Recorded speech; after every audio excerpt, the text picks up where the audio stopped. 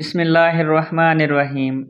حضرت جبرائیل علیہ السلام نے حضرت محمد صلی اللہ علیہ وآلہ وسلم سے فرمایا، جو شخص روزانہ یہ کلمہ پڑھتا رہے۔ محترم ناظرین، دنیا کی زندگی چند سانسوں کا سفر ہے۔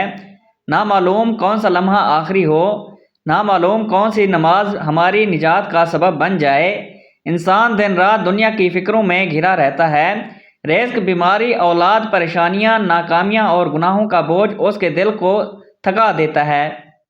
مگر اللہ نے اپنے بندوں کے لیے رحمت کے ایسے دروازے کھول رکھے ہیں جن کے ذریعے وہ تھوڑی سی محنت اور چند لمحوں کی عبادت سے اپنی دنیا بھی سنوار سکتے ہیں اور آخرت بھی۔ اسلام دین فطرت ہے اور اس کی بنیاد اللہ تعالیٰ کی یاد، ذکر اور اس کے محبوب نبی کریم صلی اللہ علیہ وآلہ وسلم کی تعلیمات پر قائم ہے۔ انسان جب اس دنیا میں آتا ہے تو وہ بے بس اور کمزور ہوتا ہے، اور جب دنیا سے جاتا ہے تو بھی اسی طرح محتاج ہوتا ہے۔ زندگی کے اس سفر میں سب سے بڑی ضرورت اللہ تعالیٰ کی رحمت، مغفرت اور حفاظت ہے۔ یہی وجہ ہے کہ قرآن پاک اور احادیث مبارکہ میں ایسے اذکار اور کلمات کی بے شمار فضیلت بیان کی گئی ہے جو انسان کو دنیا اور آخرت دونوں میں کامیابی عطا کرتے ہیں۔ انہی مبارک اذکار میں ایک ایسا کلمہ بھی ہے جس کے بارے میں بیان کیا جاتا ہے کہ اگر کوئی شخص اسے روزانہ پابندی سے پڑھتا رہے تو اس کے جنازے میں ہزاروں فرشتے شریک ہوتے ہیں۔ یقیناً یہ ایک بہت بڑی خوشخبری ہے، کیونکہ اس کے ساتھ ساتھ ضروری ہے کہ ہم اس بات کو بھی سمجھیں کہ دین اسلام میں کسی بھی عمل کی فضیلت قرآن و حدیث کی روشنی میں ہی معتبر ہوتی ہے۔ قرآن پاک میں اللہ تعالیٰ نے بار بار ذکر الہی کی اہمیت کو بیان فرمایا ہے۔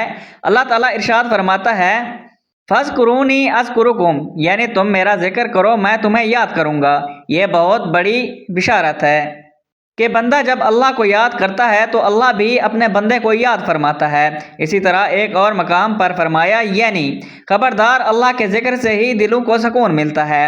اس آیت سے واضح ہوتا ہے کہ انسان کی حقیقت، کامیابی اور قلبی اطمینان اللہ کے ذکر میں پوشیدہ ہے۔ مزید فرمایا، یعنی اللہ کو کثرت سے یاد کرنے والے مرد اور عورتوں کے لیے اللہ نے مغفرت اور عظیم اجر تیار کر رکھا ہے۔ اسی طرح سورۃ الجمعہ میں ارشاد ہوتا ہے، وَاذْكُرُوا اللَّهَ كَثِيرًا لَعَلَّكُمْ تُفْلِحُونَ، یعنی اللہ کو کثرت سے یاد کرو تاکہ تم فلاح پاؤ۔ احادیث مبارکہ میں بھی ذکر الہی کے بے شمار فضیلت بیان کی گئی ہے۔ نبی کریم صلی اللہ علیہ وآلہ وسلم نے فرمایا، کیا میں تمہیں ایسا عمل نہ بتاؤں جو تمہارے اعمال میں سب سے بہتر، تمہارے رب کے نزدیک سب سے پاکیزہ اور تمہارے درجات کو بلند کرنے والا ہو؟ صحابہ کرام رضی اللہ تعالیٰ عنہ نے عرض کیا، یا رسول اللہ صلی اللہ علیہ وآلہ وسلم ضرور بتائیے۔ آپ صلی اللہ علیہ وآلہ وسلم نے فرمایا، وہ اللہ کا ذکر ہے۔ ایک اور حدیث میں آپ صلی اللہ علیہ وآلہ وسلم نے فرمایا، جو شخص سبحان اللہ والحمد للہ ولا الہ الا اللہ واللہ اکبر کہتا ہے، اس کے گناہ معاف کر دیے جاتے ہیں، اگرچہ وہ سمندر کی جھاگ کے برابر ہوں۔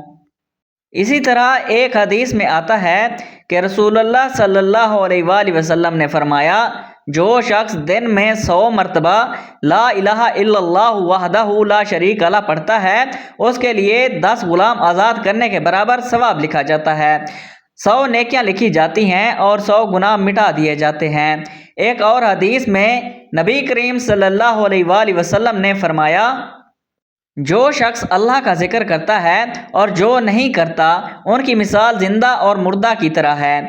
یہ تمام آیات اور احادیث اس بات کی واضح دلیل ہیں کہ ذکر الہی انسان کے لیے دنیا و آخرت کی کامیابی کا ذریعہ ہے۔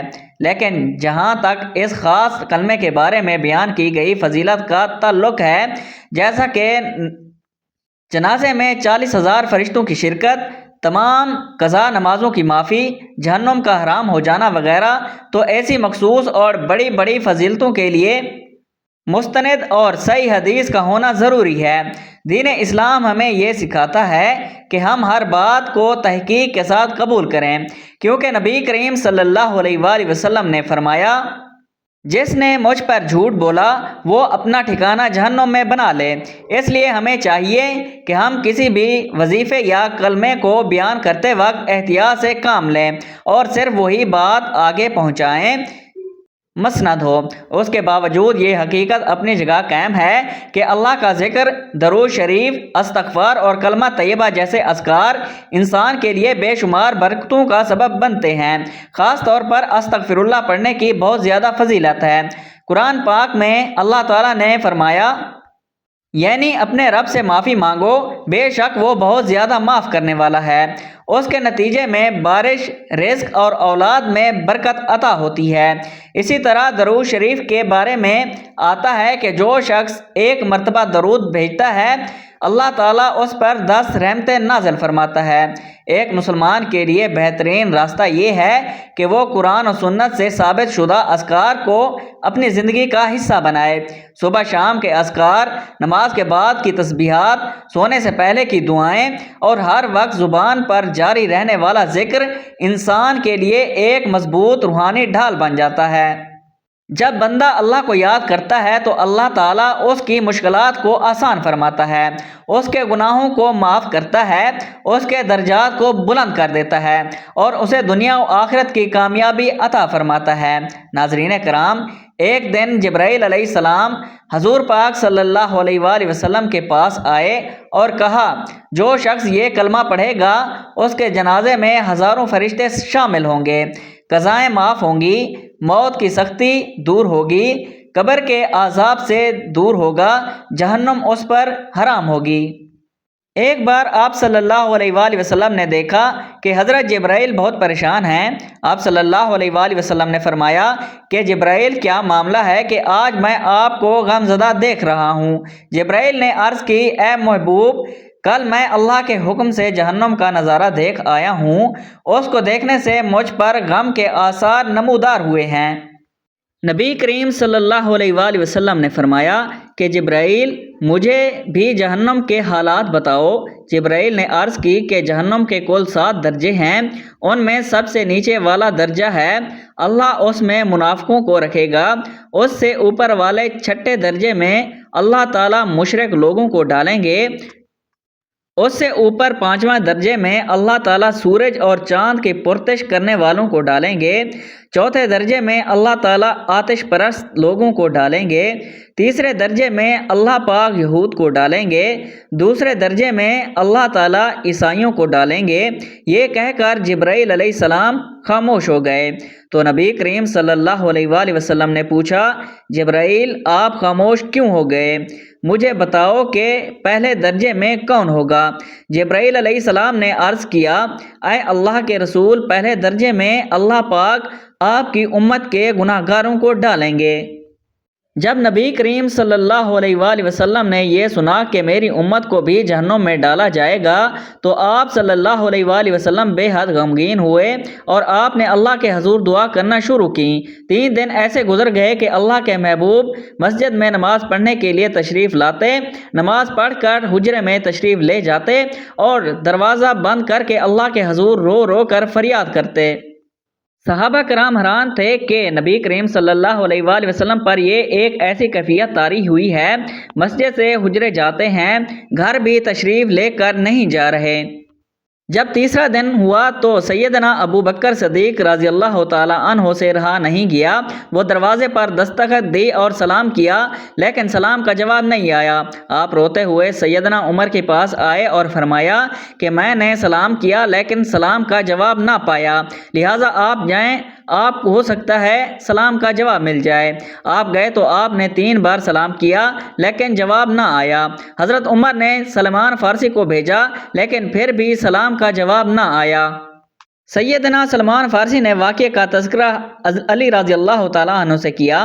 انہوں نے سوچا کہ جب اتنی عظیم شخصیات کو سلام کا جواب نہ ملا تو مجھے بھی خود نہیں جانا چاہیے، بلکہ مجھے ان کے نور نظر بیٹی فاطمہ اندر بھیجنی چاہیے۔ لہٰذا آپ نے فاطمہ رضی اللہ تعالیٰ عنہ کو سب احوال بتا دیا۔ آپ حجرے کے دروازے پر آئیں، ابا جان السلام علیکم۔ بیٹی کی آواز سن کر محبوب کائنات اٹھے، دروازہ کھولا اور سلام کا جواب جواب دیا، ابا جان آپ پر کیا کیفیت ہے کہ 3 دن سے آپ یہاں تشریف فرما ہیں؟ نبی کریم صلی اللہ علیہ وآلہ وسلم نے فرمایا کہ جبرائیل نے مجھے آگاہ کیا ہے کہ میری امت بھی جہنم میں جائے گی۔ فاطمہ بیٹی، مجھے اپنی امت کے گناہ گاروں کا غم کھائے جا رہا ہے اور میں اپنے مالک سے دعائیں کر رہا ہوں کہ اللہ ان کو معاف کرے اور جہنم سے بری کرے۔ یہ کہہ کر آپ پھر سجدے میں چلے گئے اور رونا شروع کر دیا۔ یا اللہ میری امت کے گناہ گاروں پر رحم کر ان کو جہنم سے آزاد کر دے۔ اتنے میں حکم آ گیا، اے میرے محبوب غم نہ کریں، میں تم کو اتنا عطا کروں گا آپ راضی ہو جائیں گے۔ آپ خوشی سے کھل اٹھے اور فرمایا، لوگو اللہ نے مجھ سے وعدہ کر لیا ہے کہ وہ روز قیامت مجھے میری امت کے معاملے میں خوب راضی کریں گے اور میں نے اس وقت تک راضی نہیں ہونا جب تک میرا آخری امتی بھی جنت میں نہ چلا جائے۔ محترم ناظرین، یہ کلمہ پڑھنے سے اللہ تعالیٰ اس کے تمام گناہ معاف کر دیتا ہے، اس سے بندہ گناہ گار نہیں رہتا اور قبر کا عذاب ٹل جاتا ہے۔ یہ کلمہ پڑھنے سے اس کی مغفرت کے لیے ہزاروں فرشتے زمین پر اترتے ہیں اور ان کے لیے رحمت کی دعائیں کرتے ہیں۔ فرمایا، جب بندہ اس کلمہ کو پڑھتا ہے تو وہ اللہ کی رضا کے قریب پہنچ جاتا ہے۔ حضرت اسرائیل علیہ السلام کی طرف سے نرمی کا معاملہ ہوگا اور آپ کی روح کو اتنی نرمی سے قبض کریں گے کہ کوئی تکلیف نہیں ہوگی، بلکہ جیسے ہی ایک نرم ہوا آپ کے جسم کو چھو رہی ہو۔ یہ کلمہ پڑھ کر آپ نے اللہ کی رضا حاصل کرنی ہے۔ یہ کلمہ آپ کے ساتھ قبر میں نور کی طرح ہوگا۔ جب آپ قبر میں پہنچیں گے تو یہ نور آپ کے ساتھ رہے گا، آپ کی قبر جنت کے باغات کی طرح روشن کر دے گا اور قیامت تک آپ کے ساتھ اس کی روشنی رہے گی۔ یہ کلمہ آپ کی آخرت کو بہتر بنانے کا ذریعہ ہے اور جب آپ قیامت کے دن اللہ کی بارگاہ میں پیش ہوں گے، یہ کلمہ آپ کے لیے شفاعت کرے گا۔ اللہ تعالیٰ آپ کو جنت کی نعمت عطا فرمائے گا۔ محترم ناظرین، ایک مرتبہ امیر المومنین حضرت علی رضی اللہ تعالیٰ عنہ مسجد میں تشریف فرما تھے۔ ایک شخص آیا جس کے چہرے پر خوف، پریشانی اور بے چینی نمایاں تھی۔ اس نے آتے ہی کہا، امیر المومنین رضی اللہ تعالیٰ عنہ، میں نے بہت گناہ کیے ہیں، میرا دل سخت ہو چکا ہے، میری آنکھوں سے آنسو خشک ہو چکے ہیں، مجھے نہ سکون ملتا ہے نہ خوشی، تو یہ میں توبہ کرنا چاہتا ہوں مگر دل نہیں مانتا، زبان نہیں روتی اور سجدہ نہیں ہوتا۔ امیر المومنین، کیا اللہ مجھے جیسے گناہ گار کو معاف کرے گا؟ حضرت علی رضی اللہ تعالیٰ عنہ نے نرمی سے اس کی طرف دیکھا اور فرمایا، اے بندہ خدا، تجھے کس نے کہا کہ اللہ تجھ سے ناراض ہے؟ کیا تو نے اس رب کو پہچانا نہیں جو بندے کے سجدے سے پہلے اس کے آنسو کو دیکھتا ہے؟ تو اس کے در کا سوالی ہے اور وہ رب کبھی اپنے در کے سوالی کو خالی نہیں لوٹاتا۔ پھر حضرت علی رضی اللہ تعالیٰ عنہ نے فرمایا، میں تمہیں نبی کریم صلی اللہ علیہ وآلہ وسلم کی ایک بات سناتا ہوں۔ آپ صلی اللہ علیہ وآلہ وسلم نے فرمایا تھا، جب بندہ میرے در پر آتا ہے اور روتا ہے تو میں فرشتوں سے کہتا ہوں، گواہ رہو یہ میرا وہ بندہ ہے جس نے مجھ سے حیا کرتے ہوئے تنہائی میں مجھے پکارا ہے، میں نے اس کی فریاد سن لی، میں نے اس کے گناہ معاف کر دیے۔ حضرت علی رضی اللہ تعالیٰ عنہ نے فرمایا، تو جس رب نے گناہوں میں ڈوبے شخص کے لیے بھی مغفرت کا وعدہ فرمایا ہے، وہ تیرے لیے کیوں نہیں؟ تو پچھتا رہا ہے، تو خوف زدہ ہے، تو اس کی رحمت کا امیدوار ہے، تو سن کر تیرے پچھتاوے ہی نے اللہ کا دروازہ کھٹکھٹا دیا ہے۔ بس اب دیر نہ کرو، وضو کرو، 2 رکعت ندامت کی نماز پڑھ اور سچے دل سے کہہ دے، یا اللہ میں تیرے سوا کسی کا نہیں، میں نے اپنی جان پر ظلم کیا مگر تو رحیم ہے، میں لوٹ آیا ہوں، مجھے اپنا بنا لے، اور سن اگر تیرے آنسو نہ بھی نکلیں تو دل کا ٹوٹنا آنسو سے بھی بڑا سجدہ ہے۔ حضرت علی رضی اللہ تعالیٰ عنہ کی یہ بات سن کر وہ پھوٹ پھوٹ کر رونے لگا، سجدے میں گر پڑا اور روتے روتے کہتا رہا، یا اللہ میں گناہ گار ہوں مگر تیرا در نہیں چھوڑوں گا۔ حضرت علی رضی اللہ تعالیٰ عنہ نے آسمان کی طرف دیکھا اور فرمایا، اے اللہ، یہ تیرا وہ بندہ ہے جو تیرے فضل کا طالب ہے، تو غفور الرحیم ہے، تو معاف کرنے والا ہے، اس کے آنسوں کو قبول فرما۔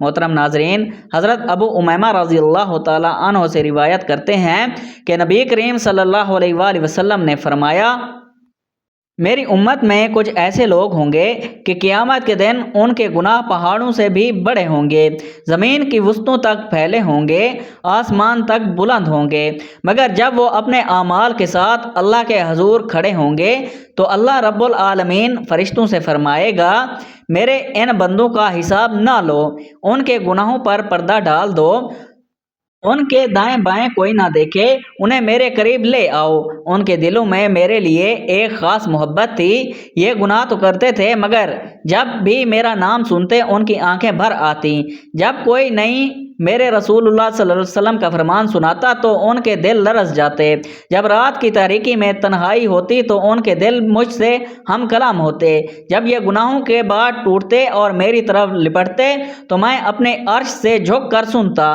ان کی آنکھوں کی آوازیں مجھے محبوب تھیں، ان کی ندامت مجھے پسند تھی، ان کے آنکھوں کے آنسو میرے لیے ان کے سجدوں سے بھی زیادہ قیمتی تھے، ان کے چہرے مٹی پر ہوتے مگر دل عرش کی جانب بلند ہوتے، فرشتے حیران ہوتے کہ یہ گناہ گار ہو کر بھی مقرب کیوں ہے؟ اللہ تعالیٰ فرماتا ہے کیونکہ اس نے میری طرف امید کا در کھلا رکھا تھا، کیونکہ جب بھی بکھرا میں نے اسے سمیٹا، جب ٹوٹا میں نے اسے جوڑا، جب بھی گرا میں نے اسے تھاما، کیونکہ یہ مجھے پکارنا جانتا تھا، اے میرے بندے تو کہاں نہ کہاں گیا، تو نے دنیا کو اپنا سہارا بنایا، تو بندوں کے سامنے جھکا، تو نے وقت کو ضائع کیا، تو نے گناہوں سے دل کو کالا کیا، مگر جب تیری دنیا اجڑ گئی، تیرے خواب چکنا چور ہو گئے، تیری امید ختم ہو گئی، تب میرے در پر آیا، تو نے کہا یا اللہ، تو نے روتے ہوئے کہا یا رب، تو نے روتے ہوئے آخری پہر میں سسکتے ہوئے کہا اے میرے رب،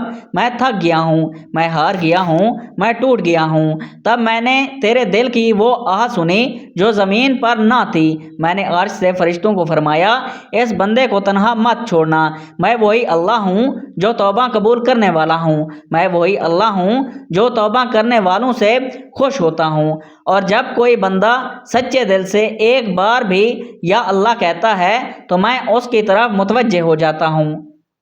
نبی کریم صلی اللہ علیہ وآلہ وسلم نے فرمایا قیامت کے دن کو چہرے روشن ہوں گے، ان کے گناہ بہت ہوں گے مگر ان کے دلوں میں اللہ کی عظمت کا نور ہوگا، ان کے ہاتھ خالی ہوں گے مگر اللہ کی رحمت ان کے سامنے ہوگی، اور ان سے کہا جائے گا آج تمہیں وہ رب معاف کر رہا ہے جیسے تم شرمندہ تھے، تمہارے وہ آنسو گواہ ہیں جو رات کی تاریکی میں بہے، تمہاری وہ آہیں تمہارے دلیل ہیں جو تم نے خلوت میں بھری، تمہاری وہ دعائیں گواہی دے رہی ہیں جو تم نے دل سے مانگی تھیں، تم نے دنیا والوں سے چھپ کر جو آنسو بہائے وہ آج تمہارے حق میں حجت بنے ہیں۔ پھر نبی کریم صلی اللہ علیہ وآلہ وسلم نے فرمایا اللہ تعالیٰ فرماتا ہے اے انسان اگر تو زمین بھر کر گناہ لے کر بھی میرے سامنے آ جائے اور میری رحمت سے مایوس نہ ہو تو میں تجھے زمین بھر کر مغفرت عطا کروں گا، میں وہ اللہ ہوں جو دلوں کے حال جانتا ہوں،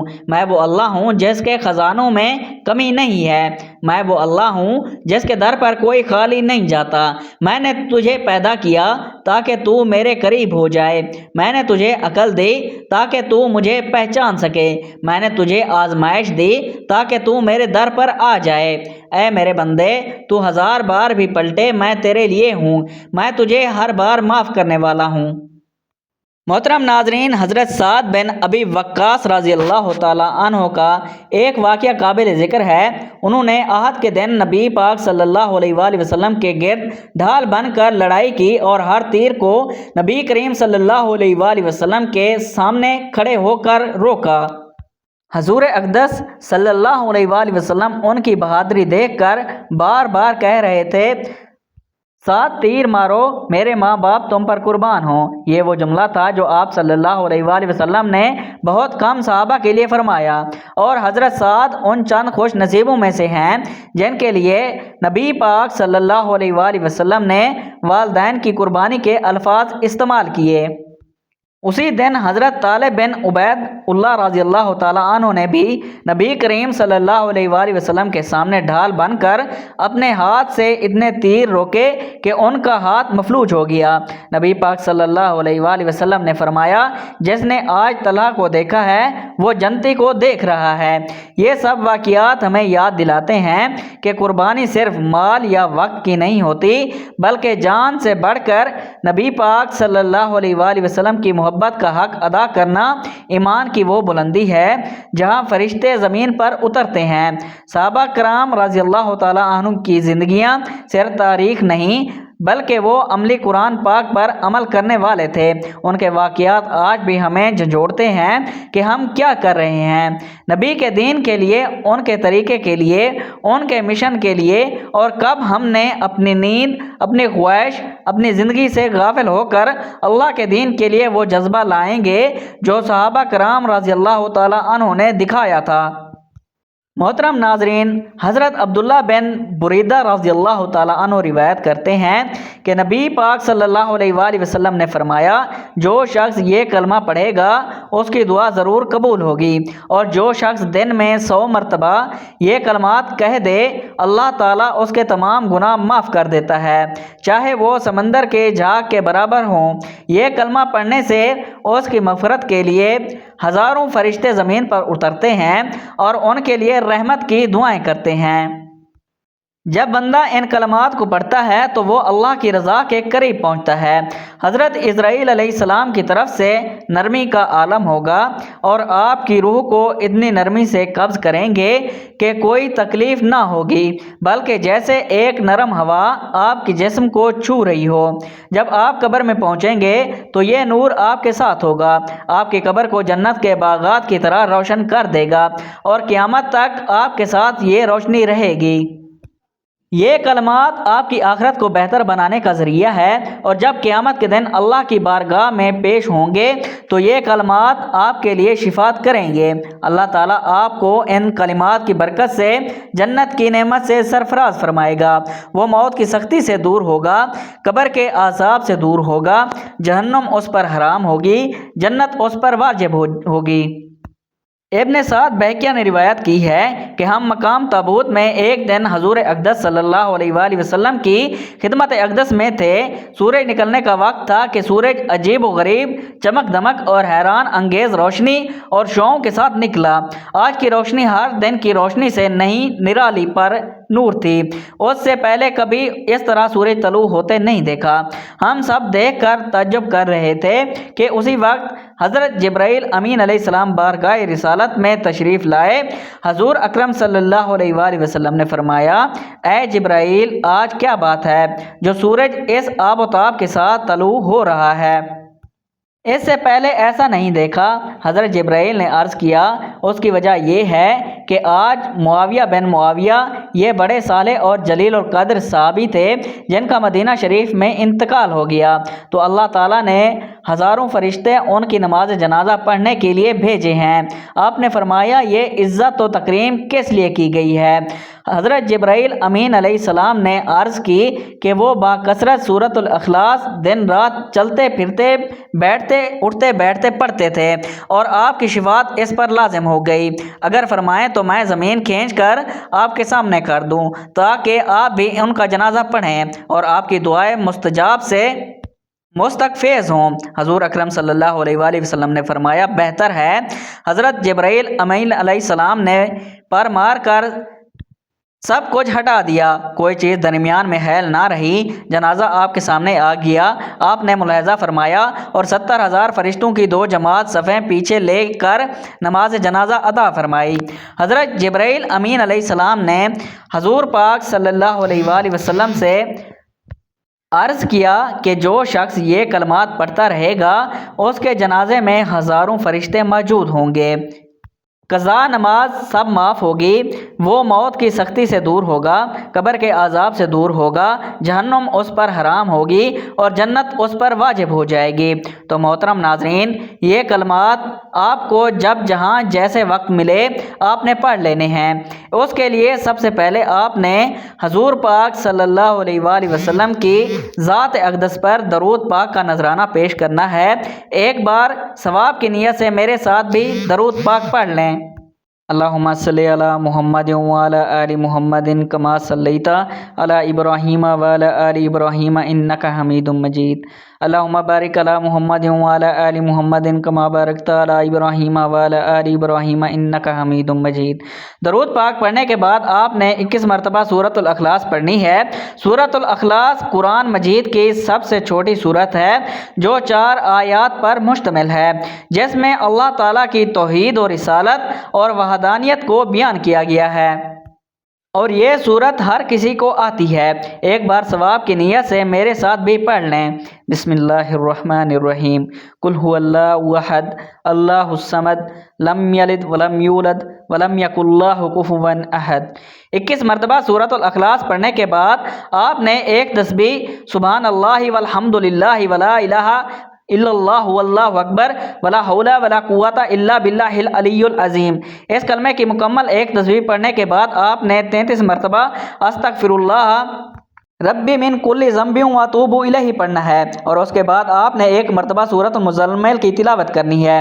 آخر میں پھر آپ نے 1 مرتبہ درود پاک پڑھنا ہے جو شروع میں پڑھا تھا۔ اس کے بعد آخر میں آپ نے دعا کرنی ہے، اور دعا اس طرح سے کرنی ہے کہ میں اللہ سے اپنے تمام گناہوں کی بخشش مانگتا ہوں جو میرا رب ہے اور اسی کی طرف رجوع کرتا ہوں۔ اے پاک پروردگار، ہمارے تمام گناہوں کو معاف فرما، ہمیں ایسی زندگی گزارنے کی توفیق عطا کر جس زندگی سے تو راضی ہو جائے، ہمیں اطمینان قلب کی دولت سے مالا مال فرما، اور اپنی نعمتیں ہمارے اعمال کے حساب سے نہیں بلکہ اپنی رحمتوں کے حساب سے عطا فرما۔ یا اللہ، ہم تیری رضا میں راضی ہیں، ہمیں ایسی پر قائم رکھ۔ اللہ رب العزت ہمارے عیب دانستہ اور نادانستہ گناہوں کوتاہیوں کو معاف فرما دے، ہم پر اپنا کرم فرما، ہمارے مشکلیں پریشانیاں آسان فرما، ہم سب کے لیے آسانیاں فرما، اور ہمیں آسانیاں بانٹنے کی ہمت اور توفیق عطا فرما۔ یا رب، ہماری سب دعائیں اور حاجات اپنی شان کے مطابق قبول فرما، آمین یا رب العالمین۔ ناظرین، آخر میں یہ بات سمجھنا بہت ضروری ہے کہ دین میں اصل کامیابی اخلاص اور عمل میں ہے۔ صرف کلمات پر لینا کافی نہیں بلکہ دل کی حاضری، یقین اور نیک اعمال بھی ضروری ہیں۔ اگر کوئی شخص سچے دل سے اللہ کا ذکر کرے، اپنے گناہوں سے توبہ کرے، نمازوں کی پابندی کرے اور سنت نبوی صلی اللہ علیہ وآلہ وسلم پر عمل کرے تو یقیناً اللہ تعالیٰ اس پر اپنی رحمتوں کے دروازے کھول دیتا ہے۔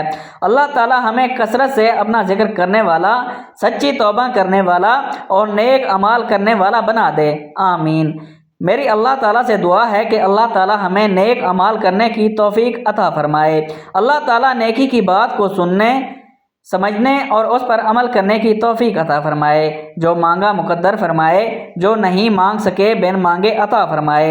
اللہ تعالیٰ سے دست ادب دعا کرتے ہیں میرے تمام مسلمان بہن بھائیوں کو بروز قیامت حضور اقدس صلی اللہ علیہ وآلہ وسلم کی شفاعت نصیب فرمائے، آمین یا رب العالمین۔ پیارے دوستو، اگر آپ کو ویڈیو اچھی لگی ہو تو ہمارے چینل کو سبسکرائب کریں اور اللہ تعالیٰ کے 99 ناموں میں سے کوئی ایک نام لکھ کر کمنٹس میں ضرور شیئر کریں۔ اللہ تعالیٰ ہم سب کا حامی و ناصر ہو، آمین۔ جزاک اللہ۔